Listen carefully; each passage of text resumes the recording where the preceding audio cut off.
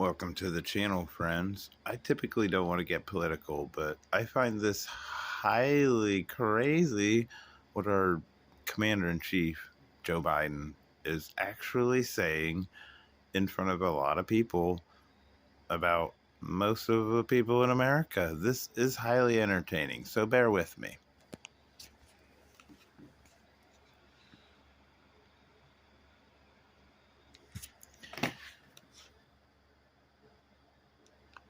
So objectified. But it's great to be back. I want to thank Dana for subbing for me when I was out. I didn't even have to change the size of his booster seat. Anyway, once again, the Democrats have a wartime president. The problem is he's declared war not on drugs or poverty or even pumpkin spice lattes, but on other Americans. You, me, your parents, those freaks on Fox and Friends. But I guess there's bad in everything. There's bad in everything. There's lousy senators, there's lousy presidents, there's lousy doctors, there's lousy lawyers. Sounds like his administration. But you know, maybe he used to be in the old days a pretty good athlete. I used to be in the old days a pretty good athlete, and if someone was really big and tough and say I wouldn't screw with him if I had a sledgehammer. Sounds like someone took a sledgehammer to his head. His sentences wander more than he does. What? Oh, did I go too far? But remember what used to be the criticism when Biden was running. Remember what used to be the criticism of Biden when he was running? Biden's too bipartisan. Biden has too many Republican friends. Not a joke. What in God's name has happened to that? Yeah, you know what happened to that? You happened to that. You muttering Magoo. You told a big fib. We were told you were going to unify us after evil Orange Godzilla, and then you got in charge and you turned into AOC and extra large Depends. Turns out Joe's more divisive than a shop class table saw.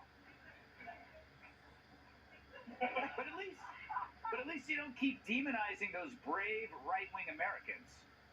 For those brave right-wing Americans who say it's all about keeping America's independent and safe. If you want to fight against the country, you need an F-15. You need something a little more than a gun. No, I'm not joking. Think about this. Think about the rationale that's used to provide this. And who are they shooting at? Shooting at these guys behind me. So he says he's not joking, which means he's stupid. Because nothing he said suggests he understands anything about America. Okay, supporters of the Second Amendment, good luck using that against the tactical fighter aircraft. Sorry, jackass. I'm sorry, Mr. President. Jackass. With that logic, we should give up all our rights because they're also no match for someone flying a bomber. The worst part is he thinks this is clever. He's like Jesse Waters when he discovers a new word. You ever notice? He just says it over and over again, and always in the wrong context. Look, the right to bear arms exists whether there are bombers or not. In fact, it's the Second Amendment that keeps us, not from being bombed by Joe, but from being invaded by other countries. There's no way anyone could invade the United States. Didn't you see Red Dawn? We got 400 million guns, and that's just under Judge Janine's bed. True. Don't break into that place. But one small town would decimate the enemy, and why? Second Amendment. So you can have your F-15, but it's also our F-15. In fact, chance you get any American pilot to bomb an American city. Besides, after what the Dems have done to our cities, bombing them seems kind of redundant. So Joe's delivering another speech tomorrow about the threat to democracy, which means they've already started defrosting him. But if he's talking about threats to democracy, it's not us, but it's also not him. The only thing he's a threat to is a pair of clean underwear. But obviously, It's his party's policies we have a problem with. We don't demonize the voters. We attack the policies. We make fun of him. Crime, inflation, Ukraine, the border, Afghanistan, student loan forgiveness, taxes. The Dems screw up on all these things that demonize you for wanting to repair the damage.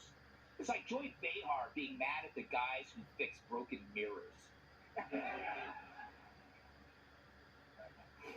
I like that one.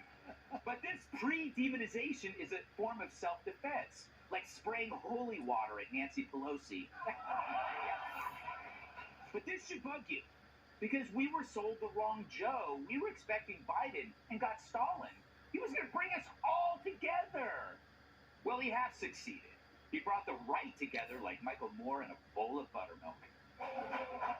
What gives, Joe? No. I'm all about unity. I'm a unity guy. But what's the first letter of unity? U. That's the you do what I say. That's how it works, man. Come on. Did you ever try to put a Kevlar vest on a deer? It's no joke. Yeah. Tough guy with a gun. I got an F-15. I'm Top Gun. I'm Goose. I'm Iceman. The Iceman cometh. Global warming. It's no joke. Keep driving?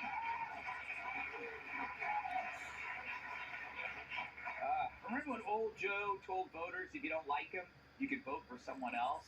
Now the people who listened are called fascists. His idea of a terror group are moms who attend school board meetings. Now remember, Trump never went after voters. He went after the press, of course, politicians, celebrities, real evil. He didn't see Americans as the enemy. Joe's different. With no solutions and a party paralyzed by wokeness, he must stoke fear against the other. He says we're moving toward semi-fascism, which sounds like semi-flaccid. Something Dr. Jill has been praying for the last 30 years. Disgusting. It's despicable. But if the Republicans are semi-fascist, what does that make Joe? Remember the violence when Trump won? The riots in D.C.? Joe said nothing. Trump supporters getting attacked? Joe didn't say a thing. How about the riots that went on for months? Dozens died. Joe basically had to be forced to come out of a basement to say something. Remember the government coerced censorship? Or that Merrick Garland didn't stop the illegal protests outside the homes of Supreme Court justices even after the attempt on Brett Kavanaugh?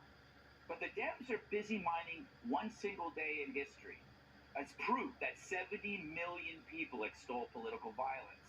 Because apparently being consistently violent is preferable to one day that's such an oddity that everyone condemned it. If only they were Dems, then Kamala would have bailed them out. Yeah!